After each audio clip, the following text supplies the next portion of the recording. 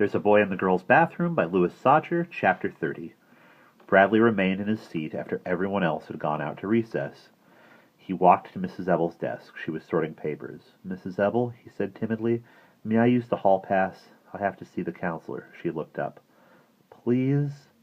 Normally Mrs. Ebel would never allow Bradley Chalkers loose in the halls, but something about the way he asked must have changed her mind. "All right, Bradley," she said, then caught herself. "But if you're bad, you'll never be allowed in the halls of this school again."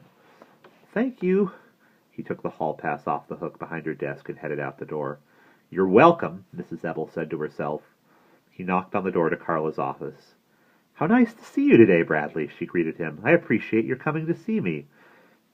He shook her hand, and they sat around the round table. She was wearing the shirt with the squiggles on it. It was the one she had worn the first time he saw her. He liked it, but not as much as the one with the mice. "I did my homework last night," he said. Carla beamed. "I'm so proud of—" "I ripped it up." "What?" "I ripped it up. I brought it to school, and I was just about to put it on Mrs. Ebel's desk, but then I ripped it up." "Why did—" Carla started to ask. "Why did I rip it up?" he asked her first. "I don't know. Why did you?" He shrugged. She shrugged. They both giggled. "I was afraid you'd be mad," Bradley said when he stopped giggling. Carla shook her head. "You did your homework. That's the important thing. I'm so very proud of you, Bradley Chalkers." "I'm going to do my homework from now on," he promised. "That's wonderful!" "But what if I keep ripping it up?" he asked. "Why would you want to do that?" "I don't know. I didn't think I wanted to rip it up today. The main thing is that you did it, and you learned some things by doing it, didn't you?" "What of means," said Bradley. "What of means," Carla repeated. "Time," said Bradley.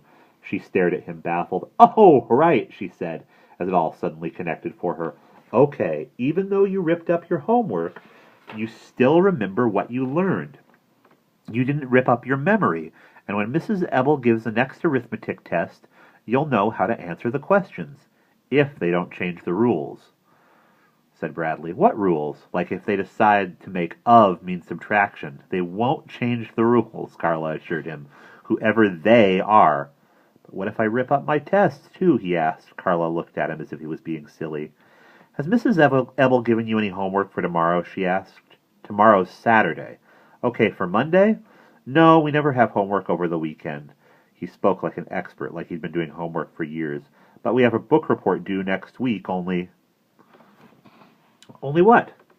"I don't have a book, and Mrs. Wilcott won't let me check one out from the library." "Well, let's see," said Carla. "Do you think you might know somebody else who might let you borrow a book?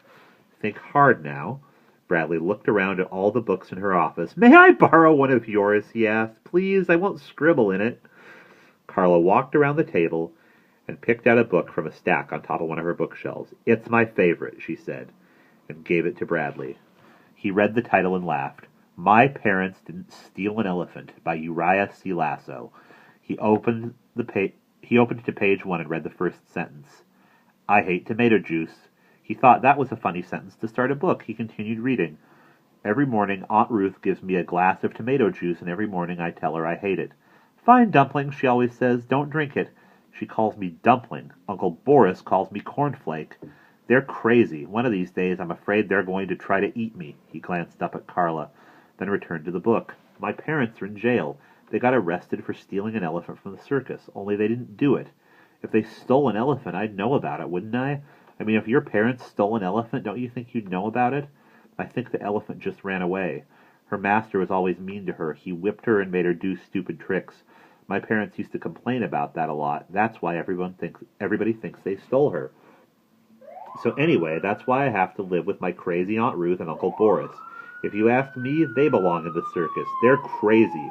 Uncle Boris always smokes cigars. Always smokes a cigar. It just hangs out of the corner of his mouth. Whenever he kisses my aunt, he swings the cigar out of the way with his tongue and kisses her out of the side of his mouth. I bet you think Aunt Ruth doesn't like it when he kisses her that way. Wrong! She always laughs when he does it. Sometimes she smokes a cigar too. I told you they were crazy. Look, he even smokes his cigar while he's drinking tomato juice." The bell rang.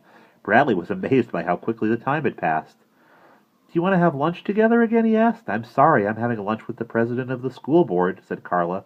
"I'd much rather eat lunch with you." He didn't mind too much. At least he had her book to read. They shook hands. Then he walked back to class. He placed the hall pass back on the hook and took his seat. He knew he'd write a good book report because he had such a good book to read. I just hope I don't rip it up. End of chapter 30.